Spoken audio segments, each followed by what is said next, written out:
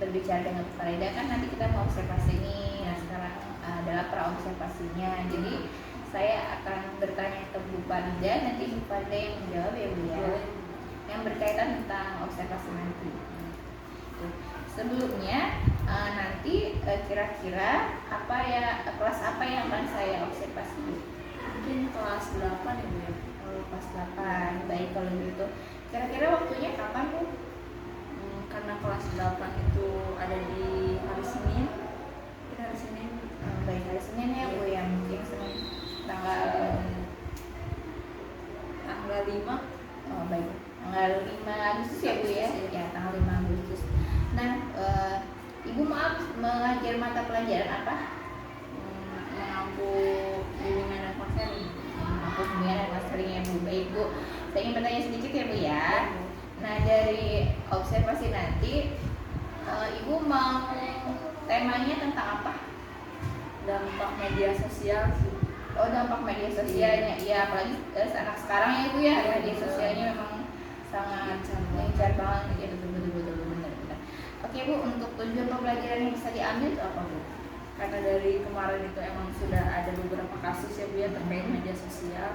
Saya ingin memberikan materi terkait dampak dari media sosial itu sendiri. Yang pertama, agar mereka tuh mengetahui makna media sosial itu apa.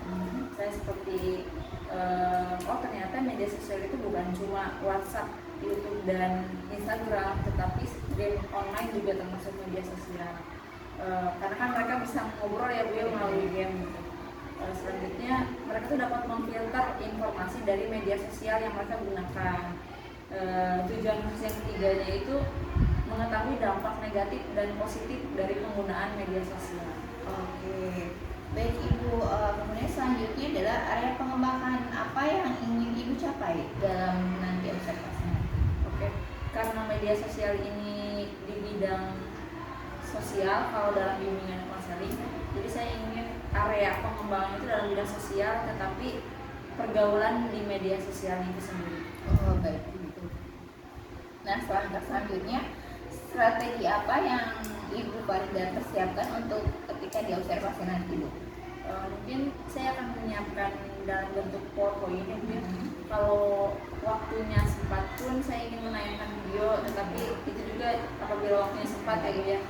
Lalu selanjutnya refleksinya sih saya ingin membuat sebuah gambaran bagi siswa itu mereka apa yang media sosial mereka apa yang gunakan, mereka mengetahui dampak negatif dan positif dari media sosial yang mereka gunakan, lalu ada pesan untuk mereka sendiri terkait mereka dalam menggunakan media sosial. Ada tidak Bu kesulitan Ibu ketika mengajar di kelas? Kalau kesulitan mungkin dalam ini ya Bu ya, mengkondisikan peserta didik, karena setiap peserta didik itu memiliki gaya belajar yang berbeda-beda. Saya belum bisa, ini bagian kinestetik nih, ini bagian auditori, ini bagian visual, itu yang masih belum bisa saya terapkan mungkin di dalam kelas. Oke Bu, ketika nanti akan saya observasi, yang paling intinya itu saya harus observasi di mana ini? Bagian mananya ya, di bagian apa? Mungkin di bagian strategi kali ya Bu ya, karena saya memahami saya itu kurang di bagian teknik dan metode dalam layanan bimbingan klasikal itu sendiri. Oke, baik Bu Farida, terima kasih sesi praobservasi ini. Sampai ketemu nanti di tanggal 5 Agustus dan Bu Farida bisa menyiapkan strateginya, yaitu dengan sarana-prasarana yang ada, kemudian juga dengan memberikan motivasi yang baik untuk anaknya. Terima kasih Bu Farida.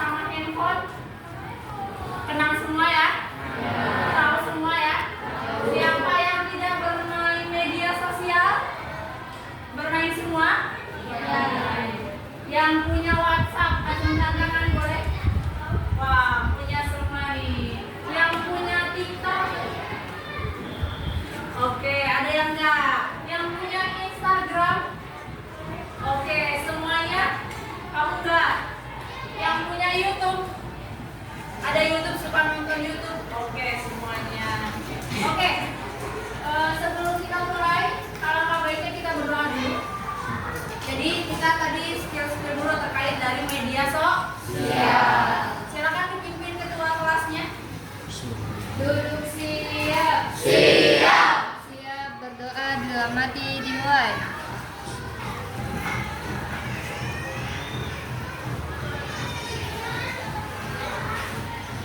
Berdoa selesai.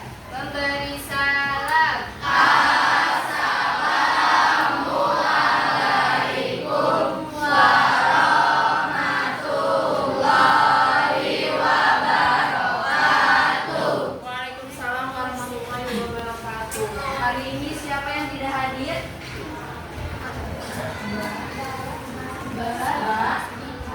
Dimas, Maulana, Pratama ya? Pratama atau Maulana? Oh, Maulana Ibrahim. Terus? Zaki.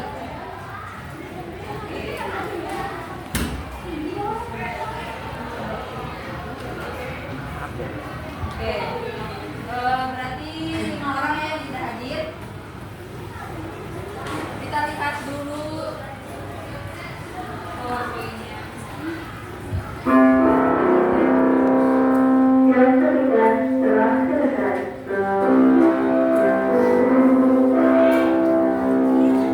Saatnya mencoba dimulai. Apa yang kalian ketahui dari media sosial? Ada yang tahu pengertiannya? Atau apa sih itu media sosial? Internet. Terus apa tuh? Kan main nih, kita main.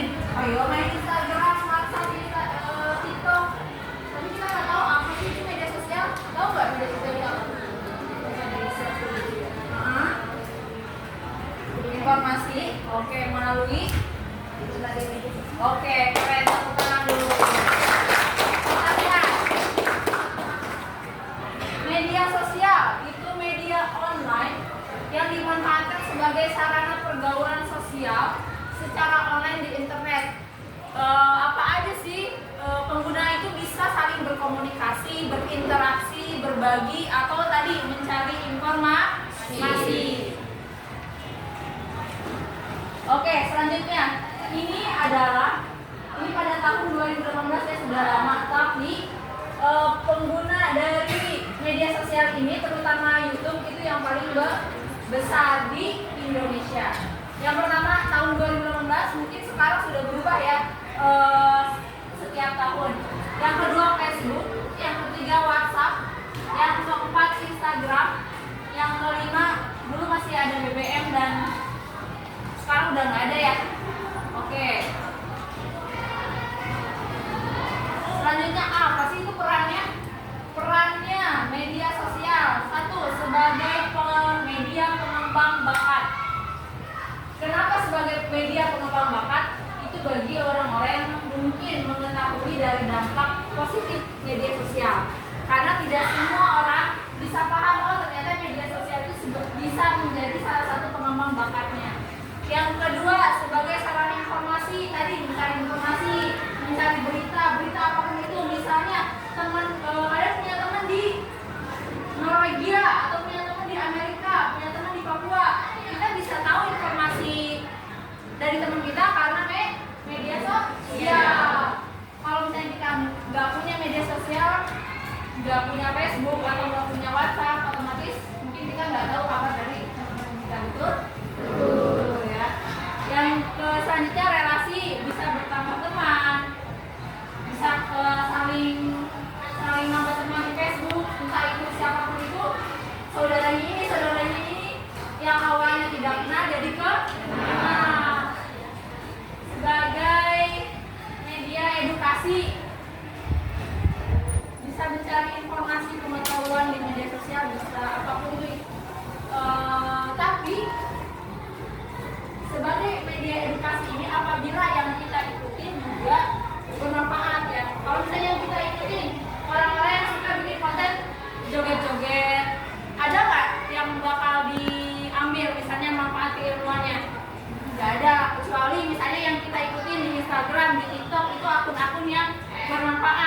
misalnya apa tuh? Edukasi belajar. Terus apa lagi akun-akunnya? Edukasi kesehatan.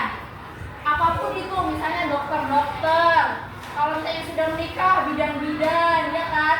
Perempuan nih pengen mengetahui terkait menstruasi dan sebagainya, ikutin akun-akunnya. Oh, kira-kira mereka sering membahas seperti itu gitu. Selanjutnya komunikasi tadi ya, mau siapapun itu dengan siapapun kita bisa berkomunikasi melalui media sosial. Ini penjelasannya sebagai pengembang bakat. Misalnya suka bikin tulisan, bikinlah blog, ya, website, atau kita bikin akun Instagram mengenai cerita-cerita pendek kayak gitu, atau bikin akun TikTok isinya juga terkait hobi kita, misalnya konten kreator. Hobinya apa sih? Misalnya hobinya laki-laki basket atau main bola. Oh, saya mau bikin konten terkait tips memasukkan bola dengan tepat di gawang lawan gitu kan. Jadi kasih tips yang bermanfaat untuk orang-orang di sekitar TikTok maksudnya ya, di lingkungan itu. Atau enggak bikin terkait apa lagi? Di Instagram misalnya akun yang bermanfaat ya tadi ya, yang sudah dijelaskan.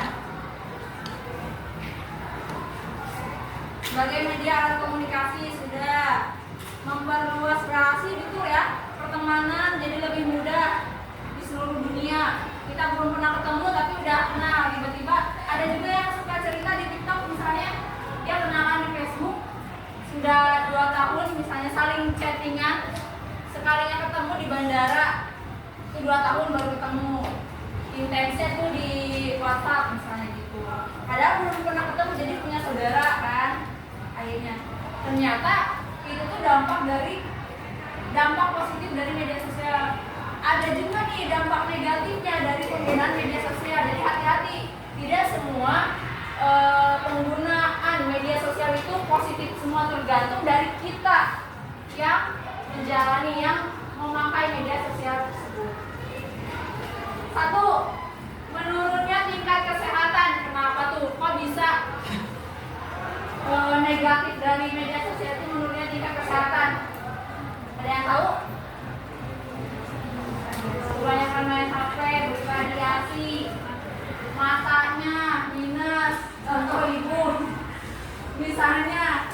Terus apa lagi? Begadang terus karena asik scroll ya. Terus tiba-tiba jam 11 begadang, tiba-tiba udah jam 1, tiba-tiba udah jam 2 gitu, sampai pagi. Jadi merusak ini ya, kesehatan. Yang kedua, memungkinkan menjadi seorang yang individualis. Tahu apa itu individualis? Sendiri ya, sendirian, nggak mau bersosialisasi. Jadi lebih kayak ke egois gitu ya, maksudnya lebih mementingkan diri sendiri atau enggak ya sendiri aja gitu. Ini alhamdulillah nih sekarang peraturan baru, handphonenya dikumpulkan. Ada yang berbeda. Apa itu? Apa? Jadi sering ngobrol bareng. Terus apa lagi? Bicara bareng. Jadi lebih seru, kekeluargaannya lebih dapat. Terus apa lagi? Ya yang karena nggak main handphone, mau nggak mau harus ngobrol sama temennya ya. Tuh. Terjadinya cyberbullying. Bully itu nggak cuma secara langsung, tapi secara online juga nih ada. Contohnya, misalnya ada salah satu orang yang posting di Instagram foto atau video, taunya diejek sama temennya. Hitam banget sih, gitu kan? Hitam banget sih, udah hitam berani upload gitu kan? Itu udah termasuk cyberbullying. Terus misalnya upload foto yang jelek temennya, gak suka nih, si korban gak suka, akhirnya lapor ke orang tuanya, dikasuskan. Berarti kan itu sudah bullying. bully ya, cyberbully. Jadi hati-hati dalam bertindak, buat status, bikin status di Instagram, di WhatsApp. Jangan sampai perkataan kita yang kita upload dimanapun, yang kita ucapkan, perbuat itu menyakiti hati orang lain. Oke, selanjutnya cybercrime, kejahatan membuat hidup lebih konsumtif. Ini ya, misalnya karena kita keseringan media sosial Instagram suka lewat iklan ya, yang tadinya kita cuma nyari sekali tiba-tiba udah banyak nih di Instagram. Baru juga nyari di Shopee misalnya sendal lucu, tiba-tiba pas pindah ke Instagram udah ada iklan-iklan sendal lucu yang kita pikirkan. Nah itu sudah logaritma secara otomatis. Misalnya kita nyari apa di aplikasi Shopee, tiba-tiba di TikTok atau di Instagram iklan-iklan itu apa yang kita butuhkan.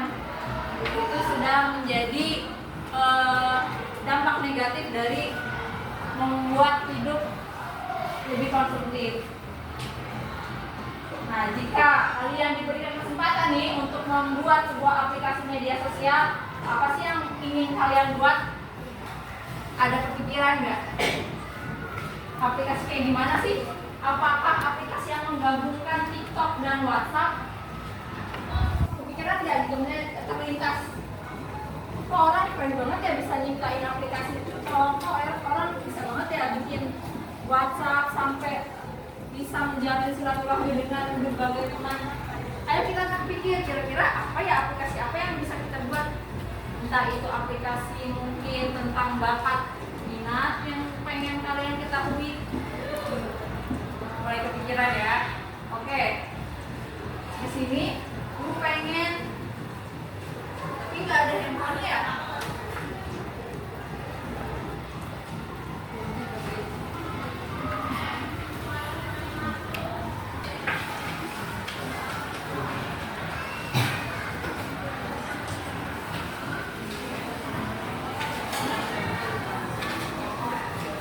Boleh tulis nama, kelas, dan hobinya di paling atas.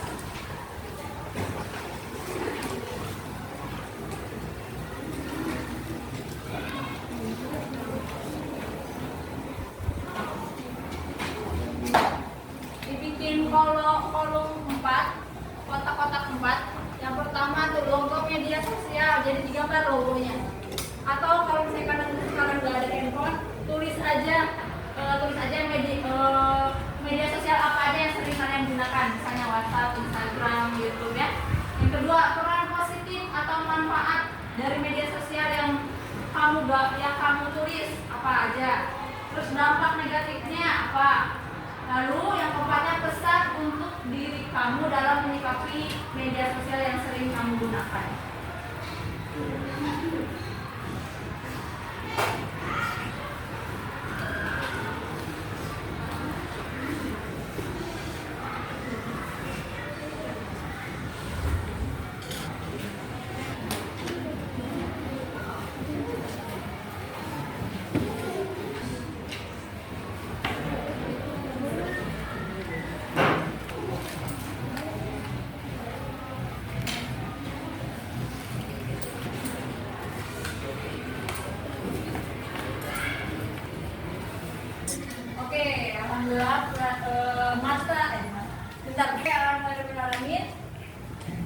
Pelajaran BK hari ini atau jamnya BK hari ini telah selesai.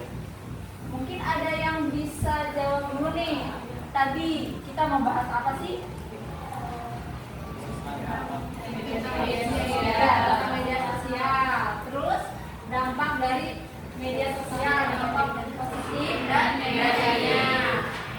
Oke, apa sih itu tadi dampak positif itu apa aja?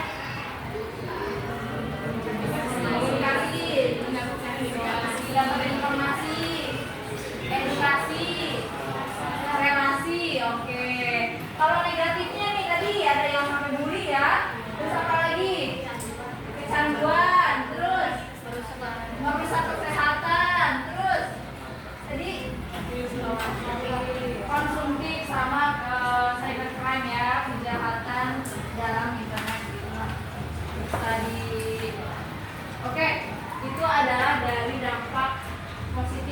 dan negatif media sosial. Jadi seperti itu.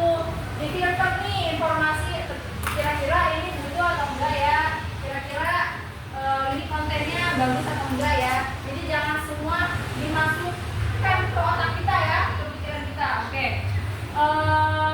Sebelumnya ibu mau refleksi dulu nih terkait hari ini. Ada satu orang wanita yang mau maju ke depan? Ya, silahkan maju ke depan.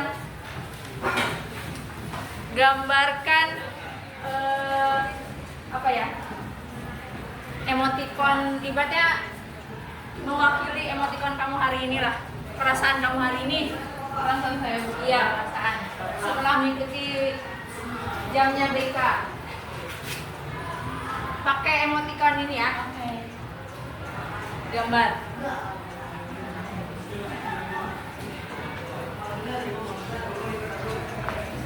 Oke, tepuk tangan dulu dong.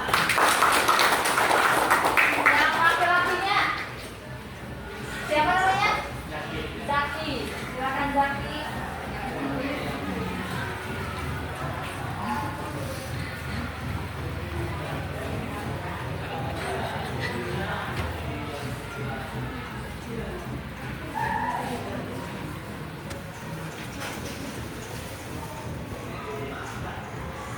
Oke, beda ya matanya. Terima kasih Zaki, tepuk tangan dulu dong. Oke, ini mohon maaf apabila ada kesalahan baik dalam perkataan maupun perbuatan. Ibu akhiri di jam bimbingan anak kali ini. Sebelumnya wabillahi taufiq wal hidayah. Wassalamualaikum warahmatullahi wabarakatuh. Waalaikumsalam warahmatullahi wabarakatuh.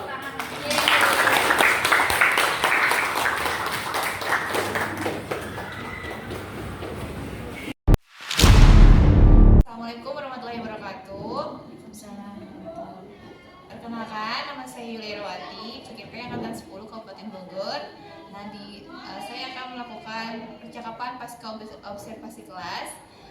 Di depan saya ada PP saya yaitu Bu Indri Pujiati, dan guru yang akan saya observasi yaitu Ibu Farida Nurfatinah. Baik Bu, setelah kita melakukan observasi kelas, kemarin sudah peranya ya, kemudian sudah observasinya. Sekarang pasca observasi kelasnya saya akan menanyakan beberapa hal ya Bu ya terhadap Bu Farida yang akan didampingi oleh PP saya itu Bu Indri Pujiati. Baik, untuk pasca operasinya hari ini kita hari Kamis ya Bu ya, tanggal 28 Agustus 2024. Nah, untuk refleksinya itu adalah bagaimana setelah diobservasi kemarin perasaan ibu dan bagaimana keadaan kelas setelah diobservasi kemarin. Perasaannya setelah diobservasi ada rasa aku harus memperbaiki diri nih, karena banyak kekurangan ketika dalam proses layanan bimbingan konseling, khususnya bimbingan pasca, entah itu dari speakingnya atau kondisi kelas. Alhamdulillah kondusif gitu ya. Semoga seterusnya kedepannya semakin kondusif gitu setelah observasi atau supervisi ini. Oke. Pada saat praobservasi kemarin kan ada tantangannya Ibu ya. Nah, sudah terlewati apa belum itu Bu tantangannya? Alhamdulillah Sudah ya. Dengan apa Bu kemarin? Kemarin tantangannya bagaimana materi itu sesuai dengan karakter peserta didik tersebut. Dengan mempersiapkan. Oke. Metodenya, lalu teknik layanannya seperti apa. Oke. Jika diukur ya Bu dari 1 sampai 10 nih, dari setelah observasi kemarin ada di angka berapa Bu? 9. Saya tidak ingin menilai 10 karena banyak banget kekurangannya. Baik Ibu. Rencananya untuk kedepannya bagaimana Bu? Rencana tindak lanjut untuk layanan klasikal berikutnya? Untuk layanan klasikal berikutnya, pertama harus sesuai dengan program bimbingan konseling, program yang berasal dari asesmen BK itu sendiri. Selanjutnya mempersiapkan metode dan teknik yang sesuai dengan materi yang akan saya sampaikan di layanan tersebut. Dan tidak lupa nih ice breakingnya, karena pada saat observasi itu ice breaking yang saya lupa. Baik Ibu, setelah saya observasi kemarin ya Bu, Ibu sudah Ibu sudah bagus nih Bu melakukan pembelajaran praktikal di kelas ya Bu. Kemarin ada kendalanya, ternyata kendalanya sudah terlewati ya Bu dengan Ibu mempersiapkan metode pembelajaran, kemudian model pembelajarannya sehingga anak-anak kondusif dan aktif di kelas ya Ibu. Baik Ibu, terima kasih karena sudah membantu saya dalam melakukan tugas cabang penggerak ini. Semoga kedepannya kita bisa bertemu lagi dan bersama lagi ya Bu. Baik, setelah saya melakukan observasi dan pasca observasi di kelas dengan Ibu Farida, setelah itu melihat dan mendengarkan percakapan kami, bagaimana tanggapan Ibu? Oke, baik, terima kasih atas kesempatan yang diberikan.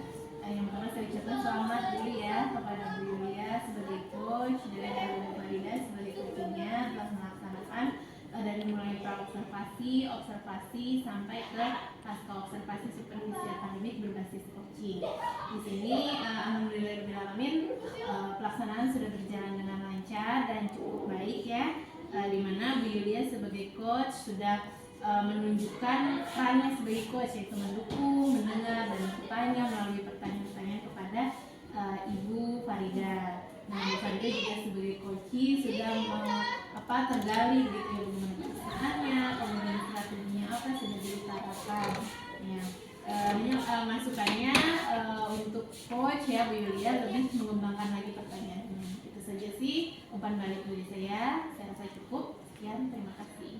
Baik, Bu, terima kasih atas masukannya dan sarannya. Semoga kedepannya saya lebih baik lagi untuk menjadi coach